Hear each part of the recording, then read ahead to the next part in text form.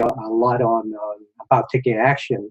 And I learned not to do by myself, and to ask for help and access the resource that you have around us. And I think that's one of the underutilized things that we do with that. We don't access the resource around us, and we don't ask for help. We know a lot of people, but we have this pride thing. But if you get in touch with the higher purpose, your higher purpose, and say, look, this is not your plan, this is God's plan for you, so please surrender to that. And if you surrender to that, then you start to ask for help, then you start to see that you have a lot more resource than you realize. So that's what I realized evaluating the last 2 years of my journey. Yeah, and that's very powerful, Charles. One of the things that I admire about you, and I've actually been learning from you to pay more attention to it, is the level of humility. It's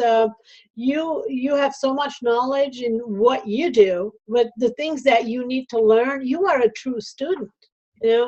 And that's part of it. I have to remind myself sometimes is that, what are some of the things that I need to learn? I need to start paying attention to those things and ask for help.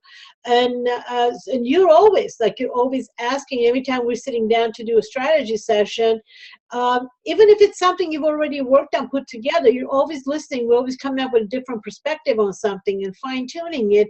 And a lot of times it's in that, and you always allow for input from somebody who knows more about that one thing than you do, even, and same thing. And there's a lot I need to learn from you in what you do. So that clarity and the level of humility makes it really easy to work with you. It makes it a pleasure to work with you. Yeah.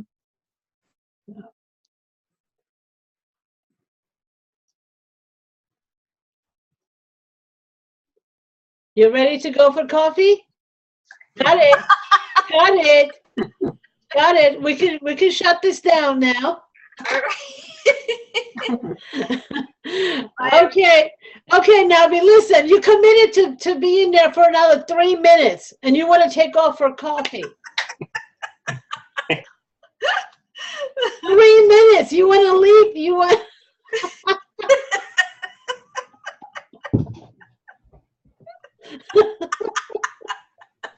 Oh wait. No, you don't have to. You get time off for good behavior. Go. Okay, what else? Oh.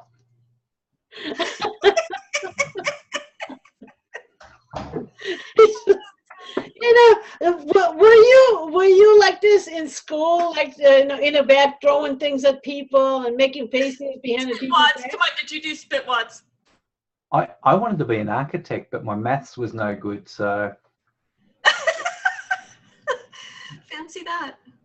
But I passed clown with flying colours, apparently. Flying colours is right. Always up at the headmaster's office. The only thing you could hear coming out of the headmaster's office, apart from his growling, was.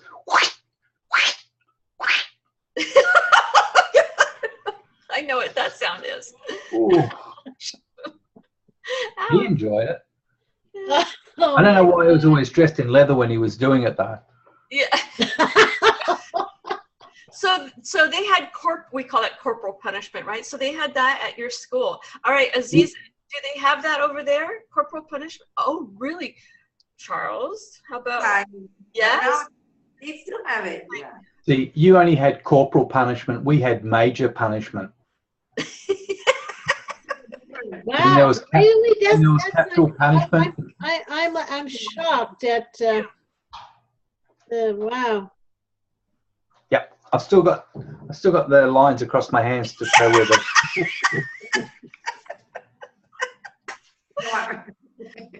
So I'm kind of shocked. I'm culture shocked that people are still getting physically reprimanded. It's like, what? In Singapore? Hey, good thing. Do you know that is a brilliant place over there? That is so clean. It is an absolute thrill to go over and have a look at it. We really enjoyed Singapore.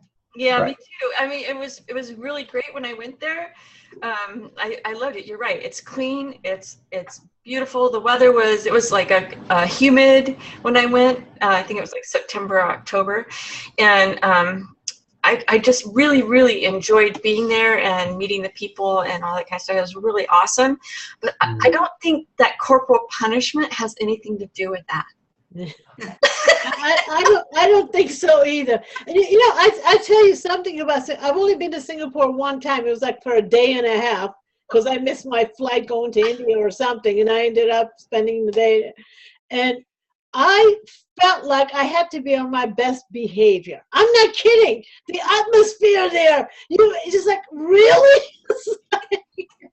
Absolutely. I mean, it was like designated smoking areas. This is like 20 years ago. Everybody used to like designated smoking areas. And I'm like, oh my God.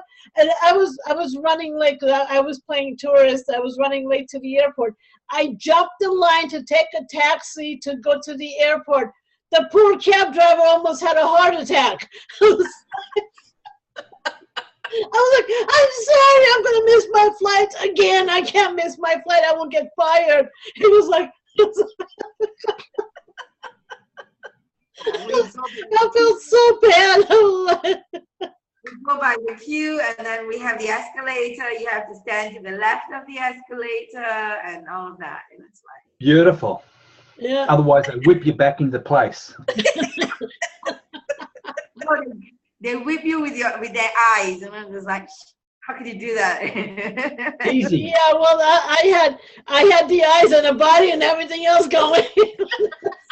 I'm sorry.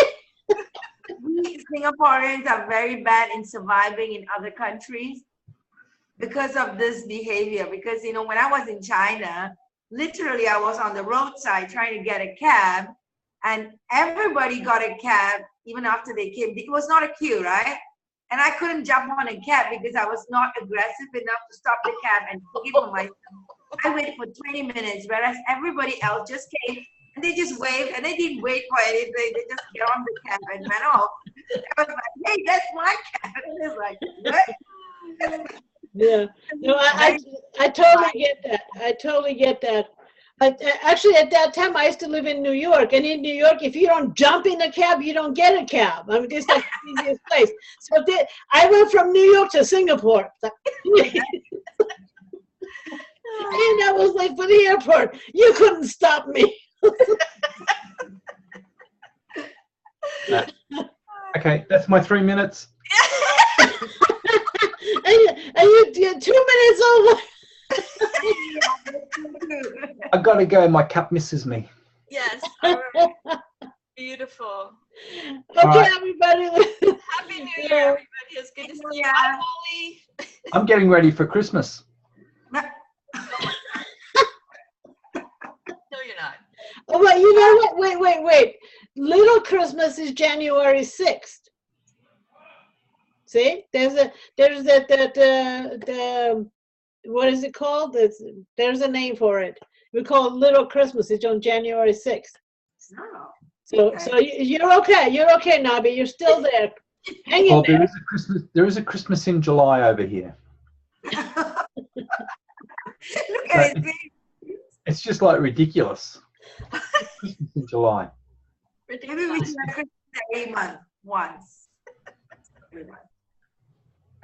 One day's the same as the next to me when you get to my age. Oh, stop with that age thing again, You're please. just lucky to get out of bed. I check my pulse in the morning. Yep, okay, another day. Okay. All right, I gotta go. Bye.